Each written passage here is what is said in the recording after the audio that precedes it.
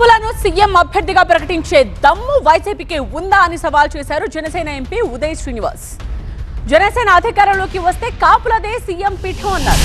కులాల మధ్య చిచ్చు పెట్టాలని చూస్తే సహించేది లేదన్నారు ఆయన.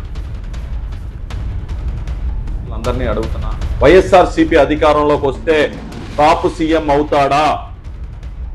ఒక్కసారి కాదు 10 సార్లు వచ్చినా కాపు సీఎం అవుతాడా అన్నది ప్రశ్న. దీనికి సమాధానం ఉందా మీ దగ్గర? ఈ కాపు నాయకులందరూ మొన్న అక్కడ మీటింగ్ పెట్టుకుంటే తోట తిరుమతులు గారి ఇంట్లో మా నానాజీ గారు అన్నారు అది కుక్కల మీటింగ్ అని. అది కుక్కల మీటింగ్ అని ఎందుకన్నారో తెలుసా? సార్, రాష్ట్రంలో కాపులందరూ కూడా అన్యాయం జరిగిపోతుంది, మేలు చేయాలి, రాజ్యాధికారం అందించాలి, మీరు ఈసారి వైఎస్ఆర్సీపీ పార్టీ అధికారంలోకి వచ్చినప్పుడు కాపు సీఎం అవుతాడు అని ఒక్క మాట చెప్పండి సార్, మొత్తం అందరూ మనకే ఓట్లేస్తారు అని అన్ని చూడండి, వెంటనే కుక్కల దొడ్లో మిమ్మల్ని కట్టయిపోతే నా పేరు మార్చుకుంటాం అనే ధైర్యం, వెళ్ళి అడిగే ధైర్యం, చెప్పగలిగే ధైర్యం మీకుందా? చెప్పగలరా మీరు?